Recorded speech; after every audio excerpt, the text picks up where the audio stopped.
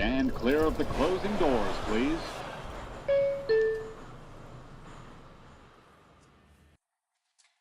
What is up, you guys? Tony Metro here in a little bit of a different setting than you might have normally seen me in. Yes, that's right. We are here visiting the family on the island. So, hopefully, you guys don't mind some of the stuffed animals and whatnot in the background. They are not personally mine. But I am here to talk to you because a great comeback win for the Mets tonight. They trail in this game by four. They end up trailing in it by three again later on, but the Mets able to rally for 5 runs in their final two turns at bat to take advantage of some really shoddy defense from the Los Angeles, California Angels of Anaheim and Orange County. I don't know what you want to call them anymore, but the Mets with a very nice, very needed comeback win here. So super stoked about that, guys. What is up? I'm Tony Metro, and I need to whisper a little bit because my nieces and nephews are sleeping upstairs.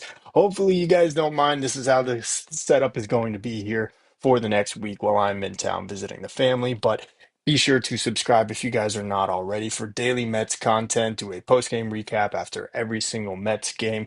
All other kinds of things as well. You can also follow me on all my other platforms, YouTube, well, this is YouTube, but TikTok, Instagram, and Twitter. Links to those are all in the description of this video below. And be sure to leave this video a like. Really appreciate it. Goes a long way toward helping out the channel. Nico, what is up, my man? How's it going? Good to see you in the chat. Crazy game for sure. Kodai Senga obviously gets roughed up a little bit in this one. First bad start that I feel like we've seen from Senga. I mean, since 2023.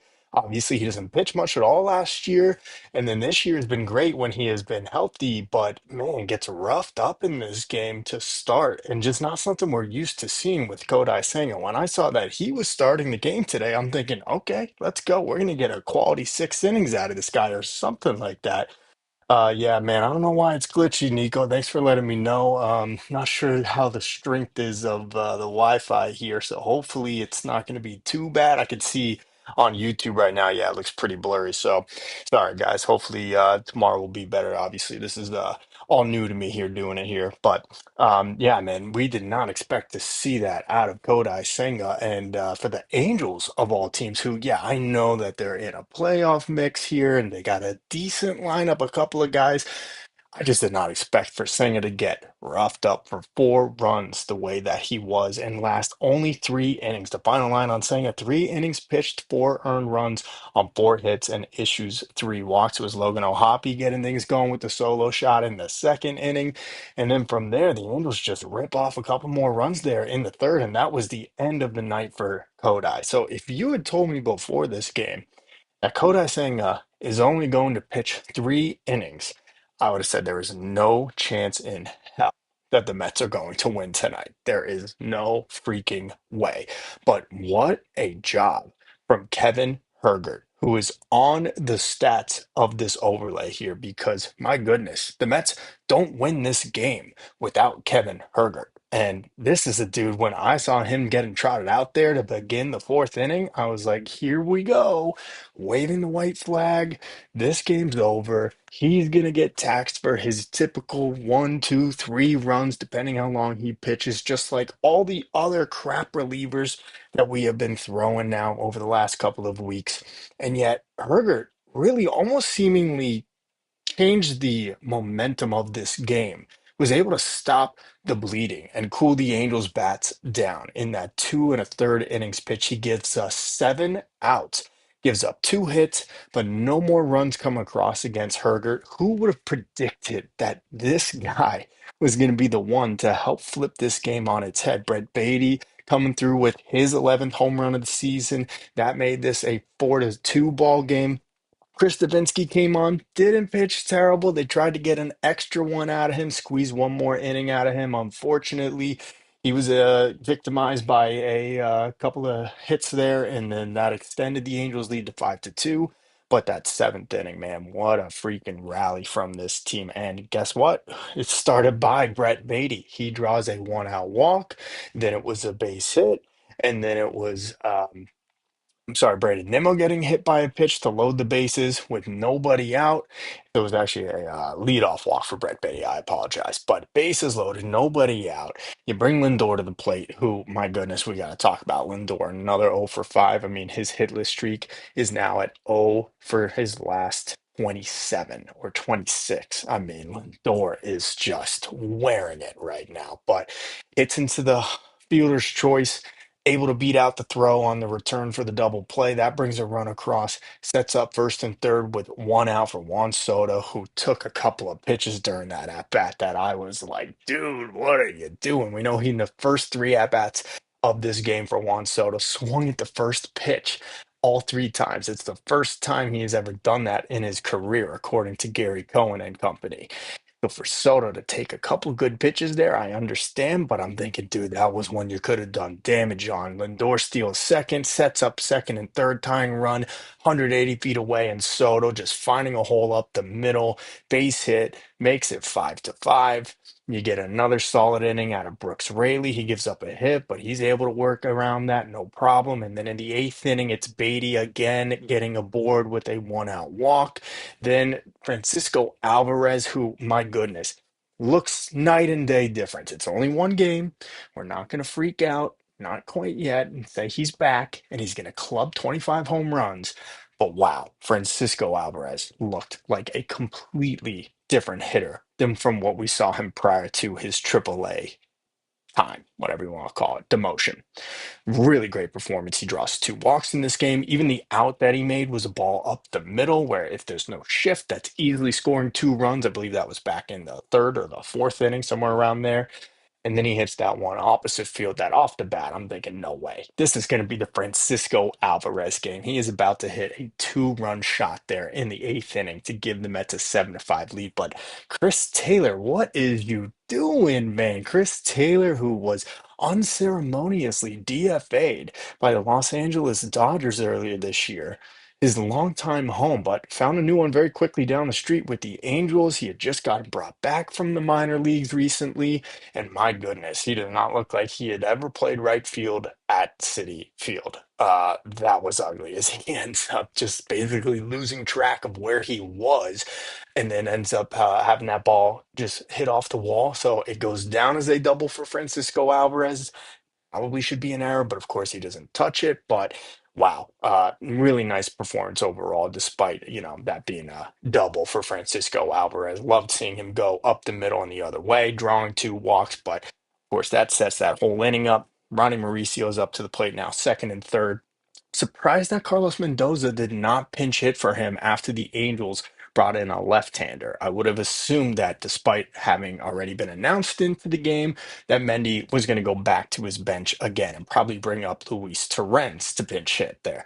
Instead, sticks with Mauricio, second or third pitch of the at-bat, hits a sharp line drive or ground ball to third base, and running on contact was Beatty, I guess, was the call from the Mets dugout. And it definitely did not look like the right choice because the Angels, with a good throw, have Beatty dead to right the plate. Would have been a dead duck. But I'm sorry, defense from the Angels tonight, very similar to some poor defense we have seen from the Mets in the past. Not so much this year, but definitely a very Mets-esque final two innings there for the Los Angeles Angels. And the Mets take advantage of it. The wild throw gets away, scores the go-ahead run. Brandon Nimmo able to add on a sac fly for an insurance run.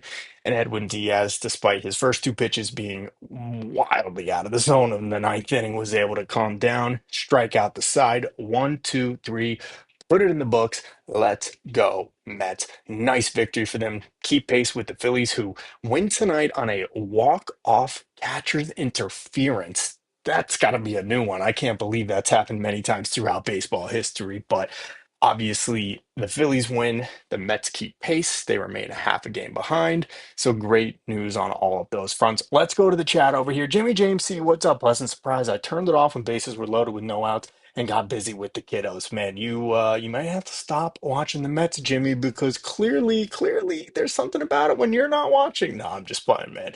I always get told that when I'm not watching the Mets do well. So everybody in my Discord server is saying, "Yo, Tony, don't watch the Mets. Go out, go do something." There was a couple games where I had to go to like a birthday party or something, a dinner, and I didn't watch, and the Mets were playing good ball. So I'm guilty. I think I'm actually the mush, if I'm being totally honest, guys. I don't know how great the stream is going right now because, again, I'm just at the mercy of my family's Wi-Fi here that I'm, you know just bumping off them, whatever the word is. I can't even think of it right now. But hopefully it's not so terrible that you can't watch and at least hear me pretty well. So I'll have it fixed by tomorrow. I apologize for that. But Kate, or I'm sorry, Nico says, if you don't want to answer, it's fine. But do you live in Kansas? No, I currently live in Lincoln, Nebraska. So I am the sports anchor for ABC out there.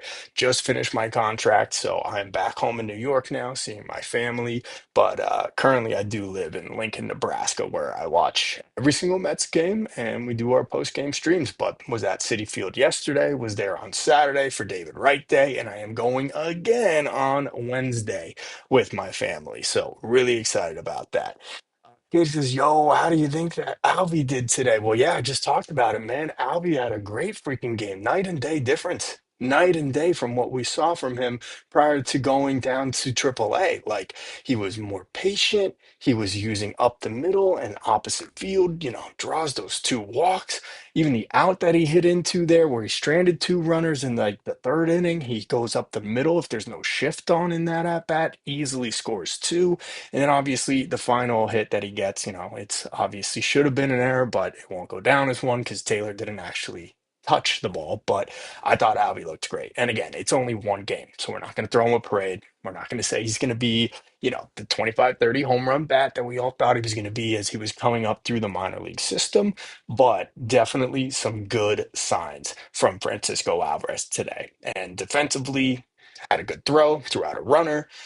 He had another one that, the ball kind of just fell out of his hands. So, we'll see. Still a mixed bag, I think, defensively from Alvarez, but really good sign. Just one game, but a good sign for sure. Let's see. Absol, second best comeback of the year. I hope the Mets don't trade away Beatty, Mauricio, or Acuna. Unfortunately, I think they're going to use Mauricio to trade, though. I don't know what they're going to do. And we just heard from David Stearns today.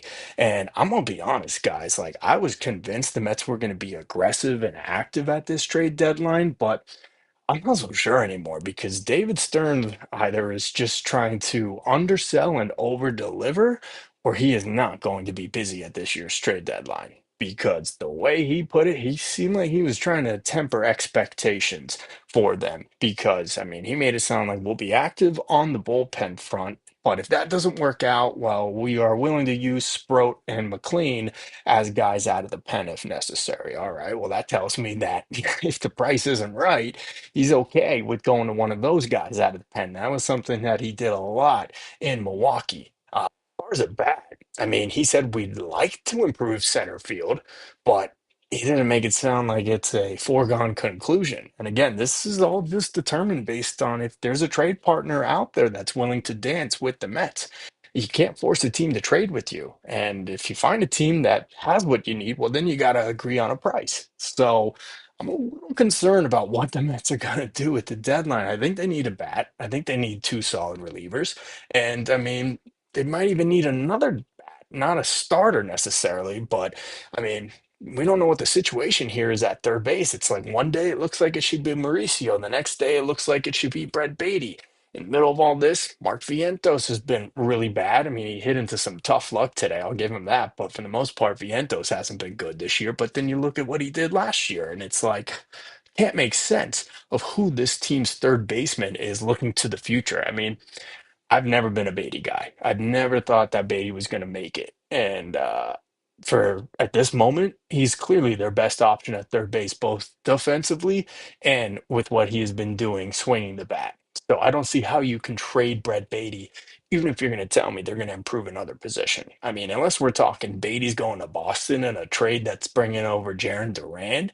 All right. Well, now all of a sudden I'm listening, right? You're going to have to send more back in that package, but I think I'll take my chances with Jaron Duran, that was eighth in MVP voting last year, to fix center field and then roll with one of Vientos or Mauricio at third base. But again, hypothetical. So let me go back to the chat here, guys. Let's see. Red Bear Fox, great comeback win. Lindor and Alonso still straight garbage, man. The big boys not really getting the job done today at all. No, no. Lindor, I mean, what is this now? Oh, for his last 27 or something like that. It has been rough for sure, guys. Definitely having some troubles here on YouTube. So apparently, I'm going to need to stop the stream here and then restart it. I'm not sure. That's the error message that YouTube is giving me right now. So, I mean, things all look good on my side of things, but I'm watching it on YouTube myself, and yeah, it does not look so hot. So I apologize if I do end up having to restart it. Stay right here. I'm going to come right back. We're going to keep talking Mets, but until you guys tell me, hey, it's just bad and we can't keep watching, like, I'm going to keep going. But let me know, please, guys, for sure. Um, yeah, Red Bear Fox, really tough game for Lindor. Again, 0 for 5, 0 for his last 27. Pete, with the big strikeout there. Not a good look for Pete lately, for sure. And I don't know if that hand's affecting him. And then the same for Francisco Lindor. Is that toe still bugging him? It's got to be. I mean, it's like the line of demarcation for the most part of this season for Lindor has been when he got that broken pinky toe in Los Angeles. He sat out the final game of that series, sat out the first game in Colorado. He came off the bench, had a big pinch hit game-winning double, but other than that, man, it has just been a slog for Francisco Lindor going back to really like the second or third week of June, or probably even second week, I would say. So tough for sure. But hey, nice the Mets could get a win in a game where Francisco Lindor goes 0 for 5, where Pete Alonso goes 0 for 4, and where Kodai Senga gives up 4 runs in 3 innings for the Mets to win that game. I'll sign up for it, man. Any day of the week for sure. Go back. Chat, Joe says we need a bat with pop. Again, Joe, I'm with you, bro, but I am worried that based on what we heard from David Stearns today, I just don't know how active the Mets are actually going to be at this trade deadline. I mean, especially for a bat, which to me is like, how could you not be seeking a big upgrade at either center field or third base? I mean, you've got to find a legit starting center fielder or a star third baseman that's going to hit behind Pete Alonso, and then you figure out the rest with based on how you trade for that guy. But I don't know, man. We'll see, Joe. Jose Lopez Moya says, I decided to stop watching the game in the seventh inning and was surprised that they had won. Holy surprise, Batman. Well, Jose Lopez, you were just like Jimmy James C. You can't watch anymore. You're done. You can't. Clearly, you're the mush. If you stop watching it and they stage that comeback, you're done. You can't do it, man. For the good of the Mets, you gotta stop watching. Guys, I think the stream has gone completely off the rails. It keeps telling me it's unstable, then it's telling me it's excellent connection. Let me know in the chat, guys. How does it look and how does it sound? More importantly, at least if you can hear me, that's better than nothing. But D-Rail says, what's up, Tony? I say, what's up, D-Rails? How's it going, my man? Before that, it was Lane Kerner. Go Mets. What's up, Lane? Go Mets. How do you feel about the Mets? I feel very worried, I'm gonna be honest. And I tweeted something today, and I said, hard truth, but this is not a World Series winning team as currently comprised right now. And tonight's win does not change that. I tweeted that when the Mets went down 4-0, but I still feel that way. We have a big hole in center field. We have issues about who is our third baseman. We more often than not have issues trying to piece together a full game from this bullpen. And I just don't think this is a World Series team right now without making some pretty significant changes. And I'm not talking trade Pete Alonso, trade Francisco Lindor, not. But what I am saying is they have to address some of these issues we've already talked about. Center field, figure out third base. Hopefully, Alvarez is going to come around a little. Hey, is one of these guys going to get hurt in the rotation again? And newsflash, they will, because that's what happens to starting pitching. So we definitely have got a lot of changes that I think we need to make, Lane. Let's see, Derails. Absol not trade Beatty too. Absol, I didn't even see your chat up there. Absol, oh yeah, no, I did. Okay, yeah.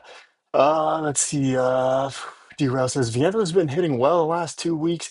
Yeah, I mean, he's hit into some bad luck too. I mean, like today, he hits that line drive right back up the middle, just like when Alvarez was robbed of a guy being shifted over there. Same thing for Vientos, who hit that ball even better on a line. But yeah, I mean, I feel better about some of Vientos' swings and some of his at bats, and then I'll see another one, and I'll be like, my goodness, no, this is just like the Vientos we saw in the first half of the season. So. I don't know how I feel about Vientos, but yeah, D Rose, you're 100% right. Beatty has the most value, but we're also trying to win a World Series ourselves this year. So how could you really trade him away when he's clearly their best option for third base at this moment? So, guys, I'm here with me. Everything looks good to me on my end as far as YouTube. I could be totally wrong, but let's see what happens here. So. I'll just continue on and hopefully it is still working. But again, guys, I will get it fixed for tomorrow. I apologize. Did not realize that this was Wi-Fi. So yeah, I'm gonna have to complain to the landlords here, aka my cousins. No, I'm just kidding. Let's see. Derail says you have to trade Beta to get something back, right? Lane says, do you trade Ronnie Mauricio or Acuna? I mean, I feel better about trading Acuna if you're talking about like who do I think is going to be the better player? I think it'll be Ronnie Mauricio. But if you want to get something of quality back in a trade, teams are going to be more interested in Ronnie Mauricio. So it's one of those things, man. You got to give to get. So like I don't want to trade Mauricio, but I also want this team to get better. And if doing a trade that involves him makes this a better team, then yeah, I'd be open to it. Just don't think that Luis Angel Acuna has much value right now at this point. So, guys, give me another second here. We're going to try to get this all going here. I'm going to plug in the laptop, make sure we're all Gucci here.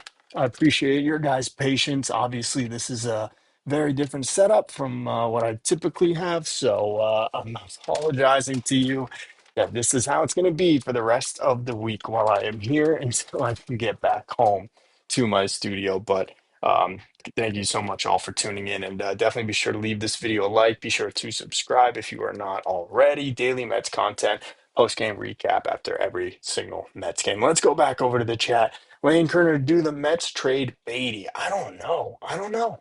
Again, he's clearly playing the best third base out of any of the other guys. Then you got Mauricio, who has shown a little bit.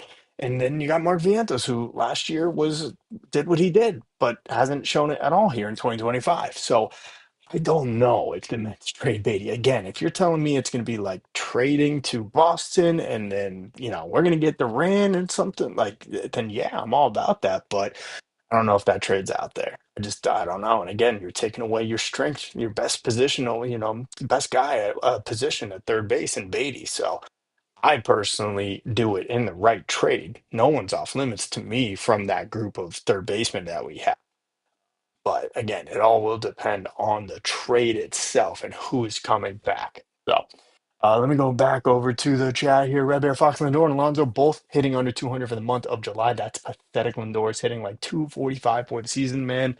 It's been bad for Francisco Lindor. It's been worse than bad. It's been just a total asteroid just fall from grace. I mean, it has been so bad for Francisco Lindor lately. So hopefully it's going to end soon. We've been saying that for a long time, though, about him. And unfortunately, it just has not been getting better for Lindor. So definitely tough for sure. But like I said, you get zero contributions from Lindor or Alonso tonight, unless you want to count Lindor's ground outfielder's choice where he beats out the double play to score a run. Okay. But to get this win despite not getting a hit from them in 9 at bats. And when Senga only goes 3 innings, giving up 4 runs, a nice comeback win when I think most of us were pretty checked out of this game, especially when it was 4-0, then it's 4-2, and it goes to 5-2, and we're like, all right, no, there ain't no way. They ain't making a 3-4 run comeback on 2 separate occasions in this game. It's not happening tonight.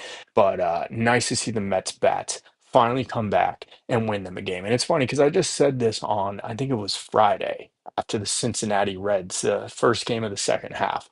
And I said, how many games from this year can you really count and say the Bats won this game for them when the pitching didn't do its job today the bats came through and won the game for them. And the one that I just recently mentioned was the game in Baltimore, the first one of that series, where it was 6-2 in the eighth inning and they came back, won it in extras. Other than that, there haven't been a whole lot of those situations. There's been plenty where the Mets only score two, three runs, something like that. And the Mets pitching was just fantastic, like it was for the first 2 months of this season. But the other way around, where it was the bats helping out the pitching that couldn't get the job done, doesn't seem like it's happened that much this year. But tonight was one of those nights, scoring 5 runs in the seventh and eighth combined to beat the Angels. Really, really glad to see it. Really happy about it. Guys, again, I apologize for the poor quality of this stream. I will have it fixed before we do it tomorrow and into the rest of this week while I am here visiting family. I hope you guys understand and appreciate I brought as much equipment as I possibly could. Did not expect them to have as crappy of Wi-Fi as they apparently do here. So I'll have it fixed. I will definitely figure it out some way. But let's see. Joe Troll made a good tag on Trout. Yeah, that's right. I mean, the Angels very nearly had a another insurance run there, but good tag there from Francisco Alvarez on what was a I think pretty poor throw. I think it was from Beatty at third base, if I'm not mistaken. So. Good job from Francisco Alvarez for the most part defensively as well today. So that was really nice. Ellen Solano, I admit it. Brett, the Hitman Beatty, has won the third base job for the season. I can't even argue it. I mean, he has clearly played the best third base out of any of the other options this year. And so, again, when people are saying, hey, would you trade Beatty? It's like, well, yeah, but only if I'm getting significantly better in another position. Because even though Beatty's playing a little bit better this year than what we've seen throughout the rest of his major league career, he does not have a ton of trade value alone. Now, in a bigger package, that maybe brings a guy like I've said here a couple times now tonight, but Jaron Duran, for example, then okay, now we're talking here. But otherwise, how do you trade the guy that is clearly get playing the best third base out of any of the other guys, both defensively and with his stick at the plate? So I got to give it to you, Elvin. Brett Beatty, the hitman, he is clearly won the third base job here for 2025. Lane Kerner, can the Mets sign Mike Trout? No, Bregman. I don't think Mike Trout, as you put it, is coming here. He's still under contract for a long time, and it is very expensive. And man, it is sad to see. But Mike Trout does not look like Mike Trout anymore. It really sucks to see that the Angels have completely wasted his career. One playoff appearance in Mike Trout's career. That was 2014, and they got swept by Kansas City in the divisional series. I mean, just a joke, an absolute joke. He has never won a playoff game. I mean, embarrassing. Not on Mike Trout's part, on the Angels' part, and a shame on them. And really sad to see that Trout does not look like the Trout that we all grew up loving and enjoying play. Let's see. Lane Kerner says, "Do you send down Mark Vientos? You can't send down Mark Vientos. He doesn't have options. He would have to pass through waivers, and he will definitely not pass through waivers. A team will claim him and put him on their big league roster. So they are not going to send Mark Vientos down to AAA. It is a possibility that he could get traded, honestly. But I mean, I don't want to trade Vientos. I mean, but eventually, one of these guys is gonna have to get moved. You don't have enough playing time for all of them. So." I don't know what they're going to do in that situation, but Vientos cannot be sent down. Joe says lineup needs a power hitting DH 100%. And I mean, that is why I've been saying for a while. I like the idea of Eugenio Suarez, whether he plays third base or he DHs more, and you still got Beatty from that trade. He would, I imagine, go to Arizona in that hypothetical trade. But we definitely need a DH. I mean, the Mets, since 2020, when the DH was instituted league wide, have never truly had a solid foundational designated hitter. And I can't understand why. I mean, I'll tell you one thing, next year's free agent, the guy I'm looking at is Kyle Schwarber. He's a free agent next year, and I would love to steal him from out under the Phillies' noses and put him as our DH for this lineup for the next 3 to 4 years. But they definitely need a guy like that. I don't know if a guy like that is available at this year's deadline, but they definitely need someone like that to give some more protection to Pete Alonso because he's Juan Soto's protection. Who's Pete Alonso's protection in this lineup? Honestly, I mean, throughout his whole Mets career, who's ever been the big bat hitting behind Mark or behind Pete Alonso? We thought it was going to be Mark Vientos this year. Obviously, that has not been the case. But I'm with you there, Joe. 100%. Lane Kerner says, can the Mets sign David Robertson? David Robertson signed a deal with the Phillies last night. So David Robertson is going to the Phillies. It is a $16 million deal for the rest of this year, prorated based on the remaining games. So, what, 60, 61 games here for most teams so far now for the rest of the season. So, I don't know what that comes down to, but basically a third of $16 million Robertson to the Phillies. So now we have to hate him again. So I would have liked to seen the Mets sign him. Performs very well against lefties, something that we could definitely use in this pen ever since AJ Minter went down. Nice to see Brooks Raley now here in the past two appearances that he has made in his return from the minor league rehab assignment and his Tommy John of last year. But yeah, I would have liked to see the Mets get David Robertson. Unfortunately, he will be pitching against us. Ice about, their swing decisions. That's kind of how it's just looked for Pete and for Lindor over this stretch for sure. So I don't know the solution. I don't. I'm not a hitting coach. It'd be nice if the Mets had a real one because clearly they don't with Eric Chavez. Flat cheese bun. Hey, they finally beat a shitty team. Yeah, it's dead, right? Yeah, good to see the Mets not lay down for another crap team. I mean, the Angels aren't crap, but neither are the Reds. But dude, we have the highest payroll in the history of baseball, right? Like we should be stopping these guys, and we just don't have that type of lineup right now. So again, trade deadline, it's right here, right now. Mets need to make some meaningful additions. I would love to see a bat in addition to the relievers that we have talked about. Guys, be sure to leave this video a like if you have not already. I appreciate it so much. Helps out the channel. Talking a nice big comeback win from the Mets over the Angels here to take the opener of this series, a final of 7-5. Rally for 5 runs in their final two turns at bat. Brett Beatty with his 11th homer of the season. Juan Soto with a 2-run single to tie this game in the seventh, and then taking advantage of some really crap defense from Anaheim, Los Angeles, Orange County, whatever they're called, to win this ball game. Sound off in the chat. How are you guys feeling? Let's go back to it. Flat cheese bun. Pete Alonso for PCA. So Pete Crow Armstrong actually with a bruise. And it's, I think, going to the injured list for the Cubs. I don't know if I saw that correctly, but I do believe PCA might miss some time here. So, yeah, I don't know. We'll see with that. I mean, I keep tabs on PCA a little bit here and there, but not a whole lot because it kind of just makes me sad to think that we'd have our center fielder of the future doing some insane stuff for Chicago right now. But hey, at least we got 2 months of Javi Baez. Yay, that was great. Oh, and don't forget the 2.5 years of what was his name? The reliever that they had, Trevor Williams. Yes, Trevor Williams. That's who it was. Flat cheese bun, trade Alonso for PCA, play Vientos at first. Yeah, that's not happening. The Cubs wouldn't do that ever. Like, no, no. We're not getting Schwarber. Okay, well, we're definitely not getting the trade you just suggested, flat cheese bun. Sorry, dude. James Lee, wait, you're not on the train. Yeah, I know, man. I know. I am in my family's place in New York, and yeah, those train ones weren't good, but honestly, I don't think this stream is doing a whole lot better, if I'm being honest with you guys. The Wi-Fi not exactly up to snuff here. So I had all my equipment here. I'm all set up and ready to go. The one thing I didn't check was how strong their Wi-Fi connection is, and I don't think it can handle this stream like I thought it would be.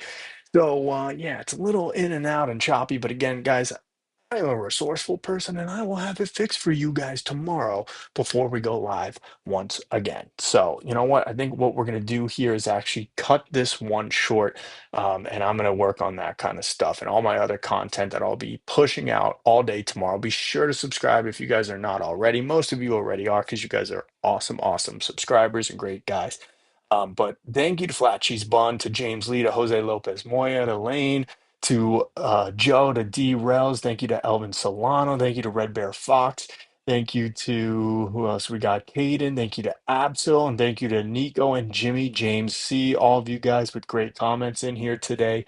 Appreciate it. We got one more here at the buzzer from the Baseball Pierce. We want Mitch Keller probably get an Adrian Hauser at the deadline. Oh my God.